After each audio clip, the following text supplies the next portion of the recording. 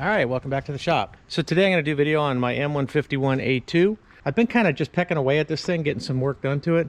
So then Alex keeps reminding me that the reason I have this here is to make videos, you know, on working on this truck. So I'm going to start doing videos no matter how small they are or how small the project is that I'm doing on it. It's got a problem with starting. It's kind of hard to start sometimes. I've figured out quite a few things that are messed up on this thing. So I've got a gas tank coming because this gas tank is just, the whole top's rotted out and it's all screwed up. So I do have a gas tank coming. So that'll be a separate video just on that. I've had to flush out all the rotten water and gas and stuff out of the fuel lines. The carburetor seems to work good. Doesn't seem to be an issue, but it still gets hard to start sometimes. I've changed the fuel pump. I should have done a video on doing all that stuff.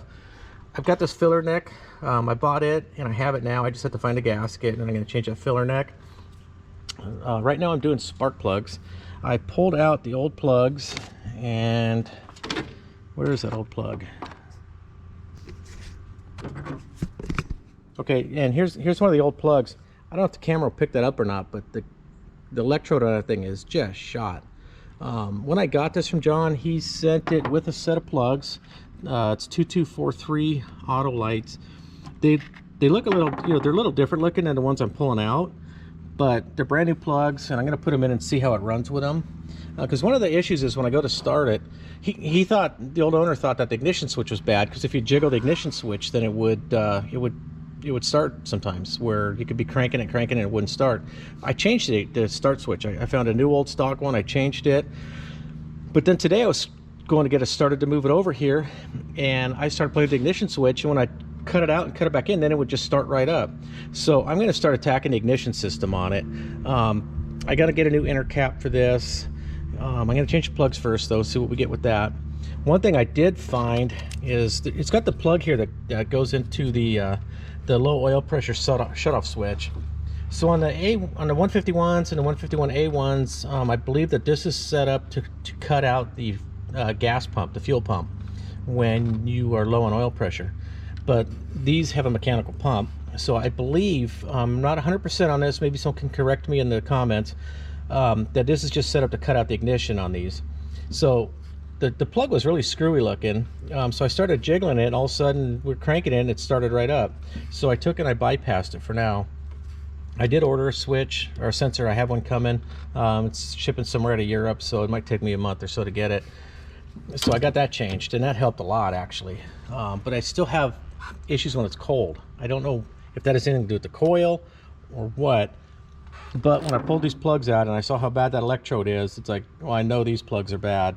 So I'm gonna go ahead and put plugs in here. I already changed the first one, and I went to pull the second and third one out, and my socket was slipping on there, so I went and got a better socket, because it's not quite deep enough. If you look on here, it just barely gets a grip on there. See how long that is?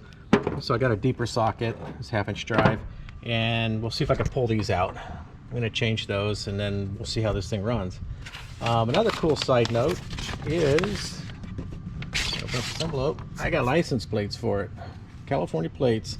So, and I've already got working on my insurance right now. I should get that secured today, and then this thing's going to be totally road legal. One other thing I did too, I got tires for it. It had, the spare was a trailer tire, and 2 of the tires on it, like the right rear, left front, were trailer tires. The other 2 are radials, and they were just rotted and cracked. So I got these, you know, the Firestones. I forget the name of the company that makes these. I don't remember offhand, but I think it's like the original mold or something like that they use.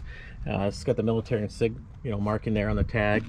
I ended up buying them from Summit. That was the best price I could get as far as shipping and the price and everything. It turned out to be the best price. So I got new rubber on this thing, and it looks really cool with the appropriate tires on it. Let's come around here. Another thing I got, I found this gas can. I kind of don't remember exactly where I got it, but I believe I remember that I got this. It was in a container I bought at Gulf Planet. It's got the US insignia on it, and if you look at the bottom, I don't know if the camera's picking it up, but it says USMC. It's got the date on there, 1976. May 20th, 1976 is when this was made. So this gas can is actually age appropriate for this truck. So I have the leather straps ordered. They're coming in. They're coming from like Lithuania or I don't know, somewhere like that. So I'm waiting for those to show up. I got new rear springs because my rear springs are sagged out. I've got new front ones coming. So we'll just have all new rubber all the way around. I've got the emission lines because mine are all cut and just sitting there wide open. Got a new gas cap that's going to go on my new gas tank. I got the new old stock pads for the seats. So, because the passenger seat was missing the pads altogether, so I just bought a set. I'm just gonna put the new ones on the bottom, and then leave the older ones on the backs. So I'll move that to the back of the passenger seat, and then we'll see how that looks. And I still have the pads for the rear seat, but I don't have a frame. I've seen some for sale. They seem a little pricey, but I'm gonna look around and see if I can. I'm still looking. I'm gonna get the frame for that. And I think that's kind of about it right now. These batteries are temporary. I just took the other ones out to put a deep charge on them. I do have the battery cover, so that'll be covered up. The toolbox cover's all there. It's all intact. And I think that's kind of it right now. So let me go ahead and get these plugs changed out. We'll see if it starts better. After that, then I'll go ahead and change this water neck. And I'll probably talk myself into changing these hoses while I'm in there. I don't know. They feel okay. We'll see. But anyways, let's get started with these plugs.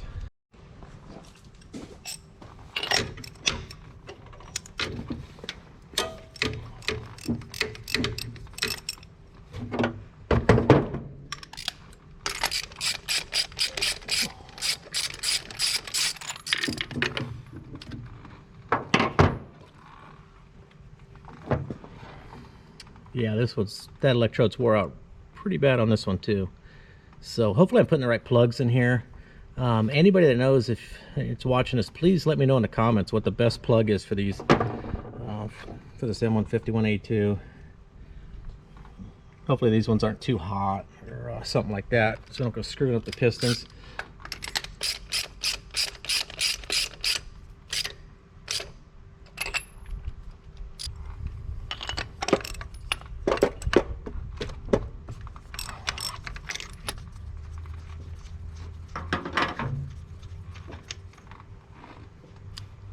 That was not too bad. It's still pretty bad, but it's not nearly as bad as some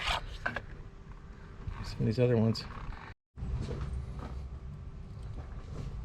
All right, so I'm going ahead and I'm gapping these at 32 thousandths. I looked it up. I saw anywhere between 32 and 36 thousandths. And this one here got hit in the box or something. They got bent all the way down. We're just going to put them all at 32. If anybody knows any better, please just leave me a friendly comment, and I appreciate it. This one's missing the washer as well. I'm gonna have to steal the washer. And let me put this other one in first. So 32 thousandths.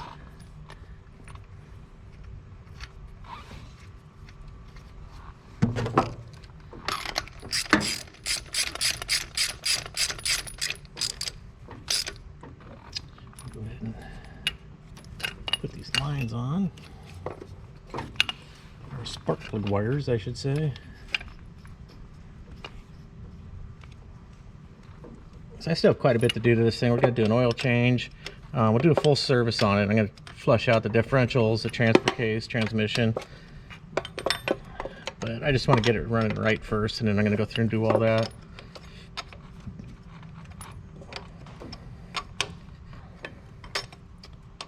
Come on.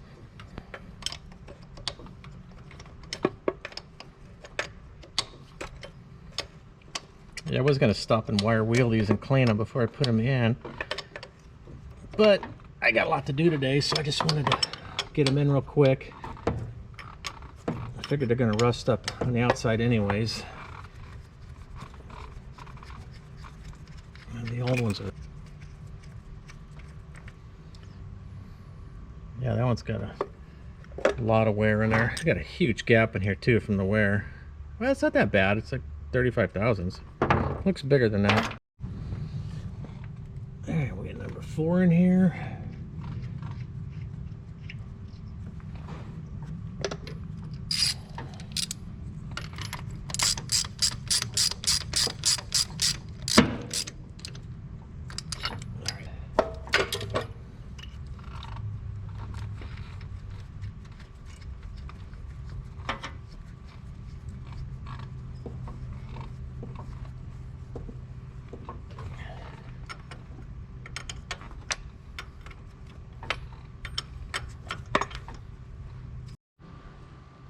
All right, so one thing on these two, I mentioned that I bought the emission line kit.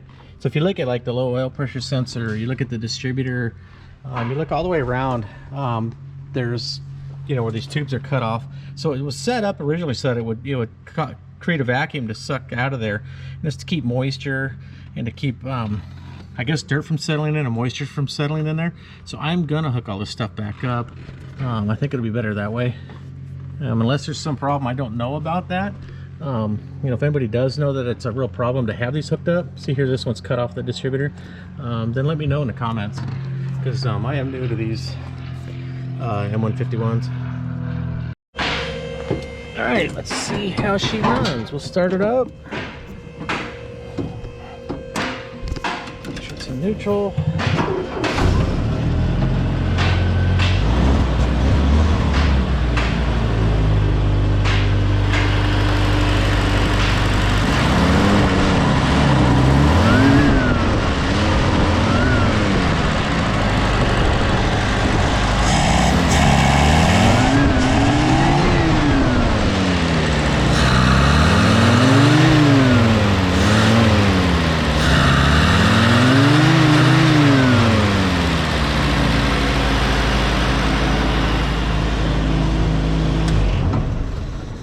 So it runs a lot better already. I don't know if it's just because it's cold or if maybe I have like a timing issue or something, but it doesn't rev up really good. One thing is the gas. You know, I cleaned this tank out as much as I could, but I still didn't get all the garbage out of there, and I still might be getting some. I can still smell some old gas smell to it. So once I get the new tank on, I think that's going to fix a lot of my problems. Yeah, but that's a lot better. So just after I filmed the part about ordering the strap for the can, it showed up. It just got here from the Netherlands. So let's see what it looks like. Oh yeah. So these are going to go up into these. It's got these things called footman's loops, whatever they are. And two of them are here. The third one's missing, but you can see the holes where it was. So I actually bought a pack of them, like a pack of 10. So I'm just going to replace all three, and I'll get this new strap on, and then it's going to look really cool. All right, so I got this jerry can strap on. Two of the footman's loops were still there. This bottom one down here and this top one, but you know, you have to be able to take the screw out to get the webbing looped in here. This one here, I could not get the nuts to turn, couldn't get the screws to turn, so I got my angle grinder with the thin cutoff wheel and cut the screws off, and I went to beat the screws through and it was tearing the steel. So I don't know if they're welded down underneath or what the deal is. So I just drilled some new holes and just moved it up a little bit. This thing's not a showpiece, so it's not going to hurt. So I got those in. This one was missing altogether, but the holes were still there, so I put a new one there. I just changed them all three, so changed all three of them so it'd look good, and got the strap on there, and it's nice. It's a nice strap. Here's the company I bought it from. I think I found them on eBay. Actually did. So they're in the nether regions. No, Netherlands. That's what it is. I get that mixed up all the time. Here's their card and their number. But like I said, I found them on eBay. It was a pretty good price, so it wasn't too bad. But it's a nice strap. It is a very well made strap. So I just got finished changing the upper radiator hose neck. I guess it's the thermostat housing too. Here's the old one. It is just decayed, just coming apart.